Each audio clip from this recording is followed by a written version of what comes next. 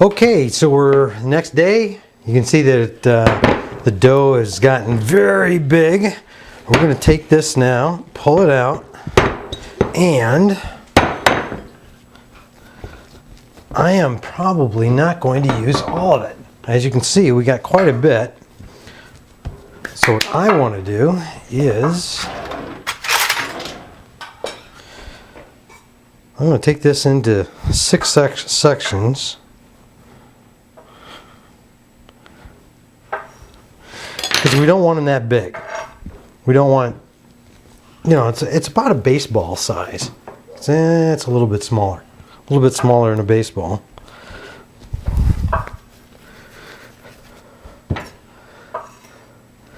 And depends on how big you want your pizzas. Actually, it depends on how thin you want the pizzas. So I try to do them a little bit bigger than a plate. So about 6 works out real well here. And we're just going to take some flour and put it on the counter, press it out into a circle. Now they call this sheeting. So in in a pizza place, they'll have a machine that'll actually run the dough through and keep making it thinner and thinner each time. And each time they also add additional flour. That's why we kind of make the batter, the dough, kind of moist. Because now we're going to just be adding more and more flour to it. So it can be nice and crispy and thinner and thinner. Put some more on there. You can't overdo the flour. That's kind of the neat thing. And we generally do 1 pizza a person. And it's, like I said, a little bit bigger than a plate, a dinner plate. Yeah.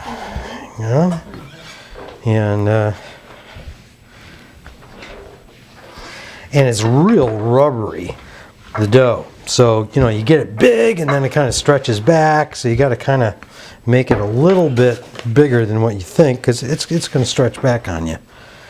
Just keep adding more flour. And by the way, the wine is optional, so you don't have to add that. Now, some people actually, and I've done this before, and it's actually pretty good. At this stage, maybe the earlier stage when we were actually making the dough, I'll add I'll add garlic. So you just smash up a bunch of garlic and stick it in the dough, and that's pretty darn good as well. You can also add herbs at this point. So just kind of roll in some herbs. And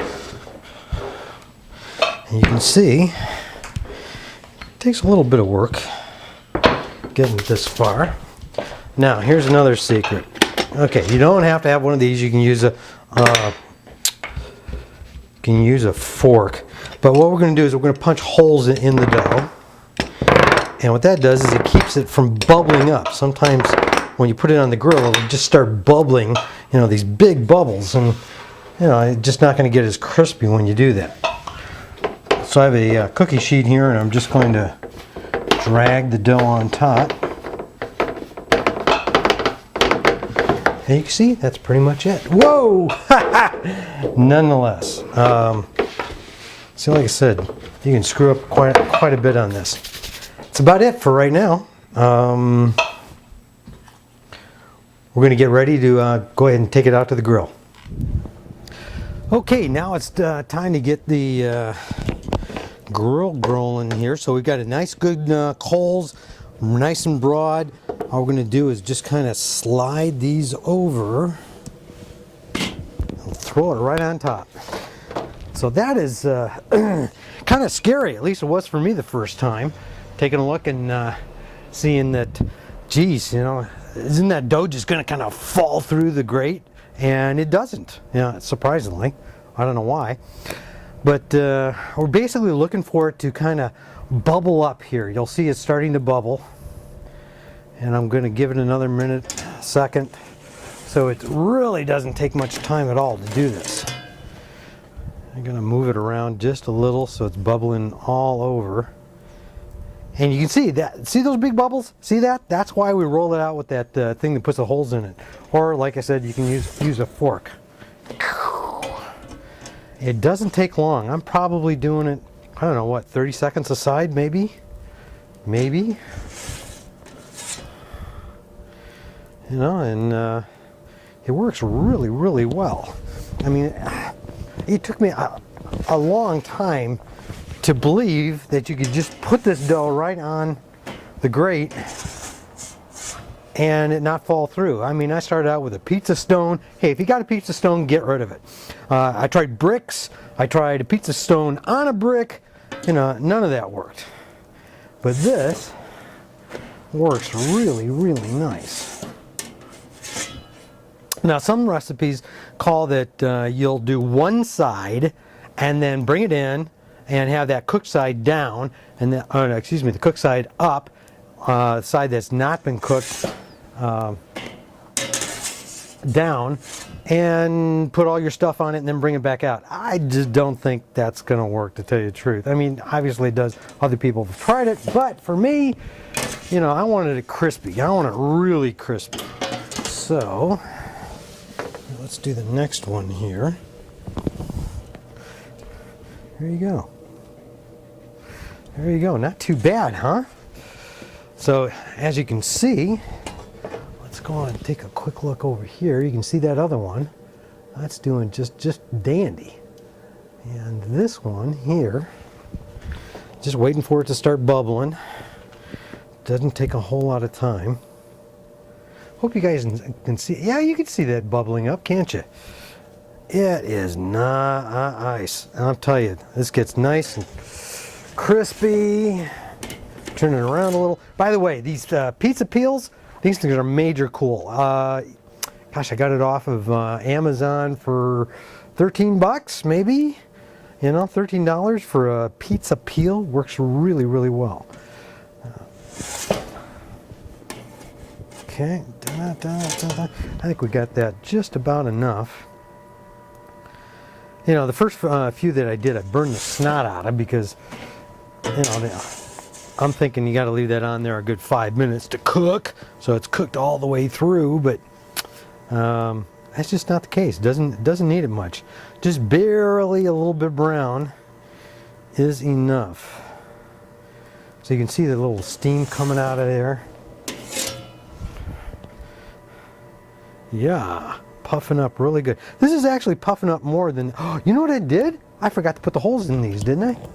Yeah, I put the holes in the first one. That's why this is puffing up so much. Well, see, here's a good test for us. Here's a good test. Man, that's looking good, huh? Looking really, really good.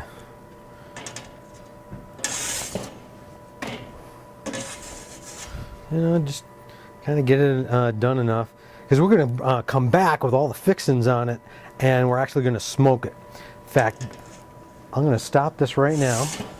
I'm going to finish the third one, and we'll go from there. Okay, so let's do the fun part, and that's putting the stuff on. Now, I like putting cheese on top. You can put cheese on bottom, do what you want. There's generally, and I've read this somewhere, I don't know if it's true or not, but it's nice to have 3 different kinds of cheeses because it gives 3 different kinds of flavors at 3 different spots or times on your palate. So I'm going to start off, we made some pulled pork today using the Meat Smokers recipe, which so far is just awesome. I mean, this is just incredible. And this was my first try at this kind of meat, so yeah, it's amazing. As Quinn loves to tell me from this Meat Smokers, it's hard to screw up pulled pork. So we're gonna put that on there. There we go. Some onions. Some chopped thyme. Now you can use any kind of herb that you want. just whatever's on hand. You don't have to have thyme, but or herbs, but I certainly like it. Garlic, sometimes they spread garlic on here. Garlic in the dough is great. I actually prefer it in the dough than just laying it on top. I think you get to spread it out a little bit better doing that. Oh, Kalamata olives. I mean, a pizza is not complete without Kalamata olives, in my opinion. But you can do whatever you want. This is the cool thing about pizza. I heard this great story once of this guy that was 100% Italian, and he was born in the United States.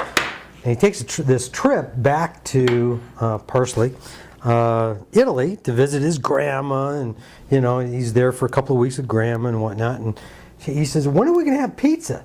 And grandma says, "Pizza? Pizza? What's pizza? I don't know what pizza is." And so he describes what pizza is to her, to his grandma, and she goes, "Oh, you mean leftovers?" So that's pretty much what pizza can be, is the leftovers, cut tomatoes here. Now, the different kinds of cheeses that I like, I don't even know what this is. This is just something we had in the fridge, and I shredded it up.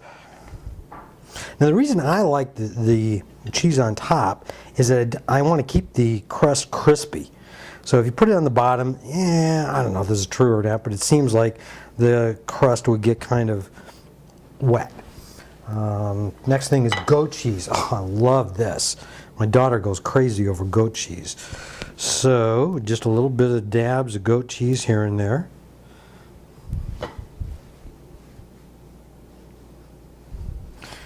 There you go.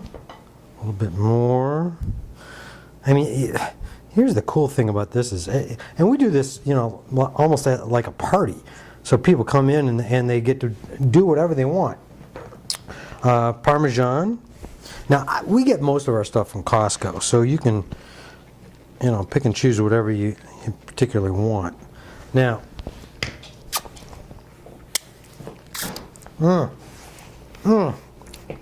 that's great. Pepper.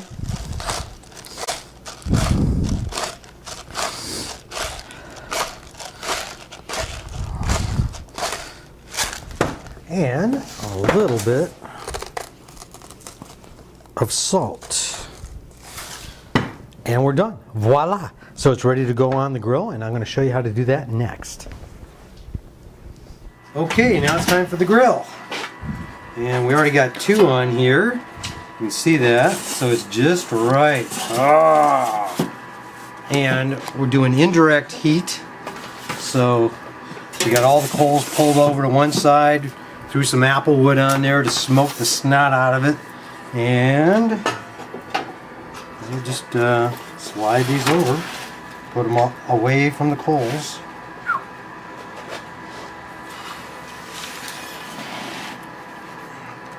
Like that. Cover it up and let it smoke. And it's probably right now it's at, I don't know, 250, 275. Put these pieces on the plate. Take them in.